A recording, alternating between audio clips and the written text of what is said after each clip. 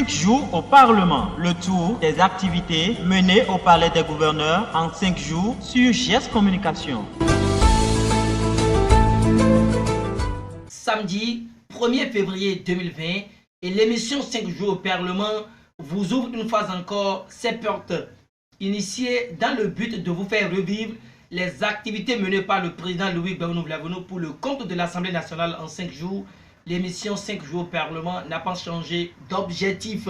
Pour ce nouveau numéro, il sied de vous revenir sur le message de fierté et de joie prononcé par le président Louis Gbahounou à l'endroit de la diva béninoise, la star Angélique Kidjo, pour avoir remporté pour la 4e fois le Grammy Award dans la catégorie Meilleur album de musique du monde ce dimanche 26 janvier 2020 aux États-Unis. De la joie à la tristesse, et le numéro 1 des députés dit son chagrin pour le deuil qui a frappé les maris et l'ensemble des rois du Bénin, puisque Gandjani Awoyo Bagidi 14, qui a cassé la pipe, était un parmi eux. Pour compatir à cette lourde perte, Louis Gbahounou présente ses condoléances au royaume de Savalou. Mis à part ces messages de la deuxième personnalité de l'État, les députés ont procédé ce jeudi à la désignation des représentants de l'Assemblée nationale du Bénin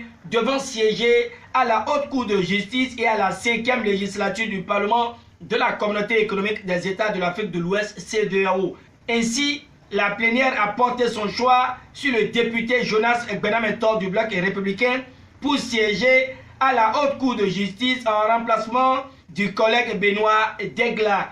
Concernant le Parlement de la CEDEAO, ce sont les collègues Youssouf Boubida, Sado Nazer du Bloc républicain, plus Razoumen Hippolyte, Issa Salifou et Mérégan Fagla Sedami de l'Union progressiste qui ont été désignés.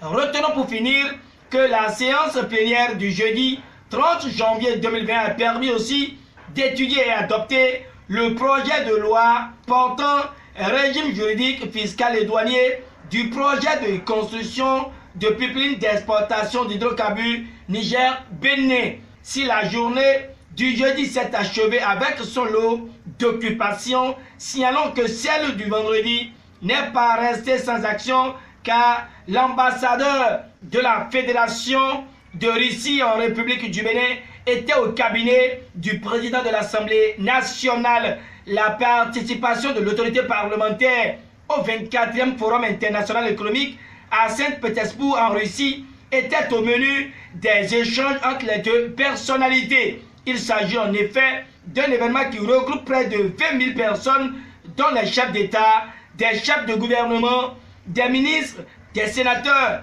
des gouverneurs et autres. Donc, Igor Evdokinov, l'ambassadeur russe, à sa sortie de l'audience, se réjouit de l'occasion à lui offerte pour remettre l'invitation personnelle au président de l'Assemblée nationale, l'honorable Louis Gbahounou, afin que ce dernier puisse participer au 24e Forum international économique à Saint-Pétersbourg, un événement organisé chaque année en Russie. L'année dernière, elle a drainé 19 000 personnes en provenance de 145 pays, a laissé entendre Igor avant de soulever qu'il est représentatif.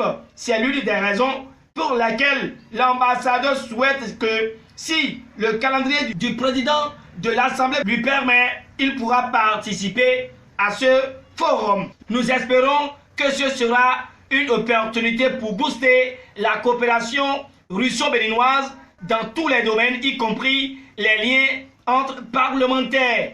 Le président Louis Gbahounou a déjà visité notre pays l'année passée pour ce forum parlementaire à Moscou. Et cette année, nous comptons l'accueillir pour ce forum à Saint-Pétersbourg.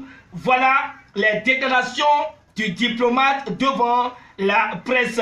Avant tous ces événements évoqués si haut, signalons qu'à titre de communication à la séance plénière de ce lundi 27 janvier 2020, la lettre envoyée par le Conseil des sages de Porto-Novo a été lue. Dans son contenu figure le message de vœux de nouvel an au président de l'Assemblée nationale. Aussi, doit-on retenir que ce fut une occasion d'exprimer sa satisfaction pour la qualité du travail qu'abat la 8e législature. Heureux du travail qui se fait Hubert Karim da Silva et ses camarades félicitent le président Louis Gbagbo Vlavonou et l'ensemble des députés à l'Assemblée nationale pour avoir, avec toute la conscience, œuvré durant les 7 derniers mois pour que revienne dans notre pays la paix et la fraternité. Le Conseil se réjouit également de la disposition limitant le nombre de mandats des députés contenue dans la nouvelle constitution votée à l'Assemblée nationale.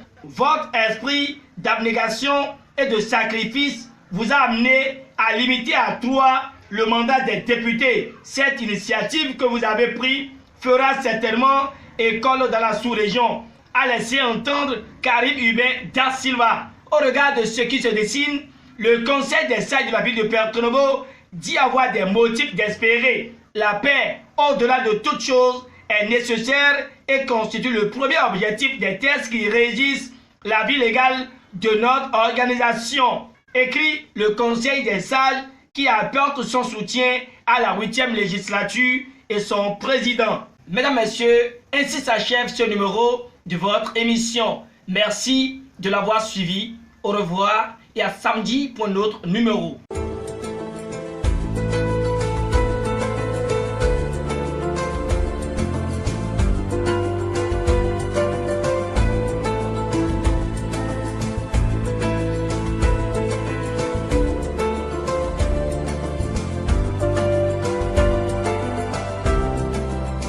Jours au Parlement, le tour des activités menées au Palais des Gouverneurs en 5 jours sur GS Communication.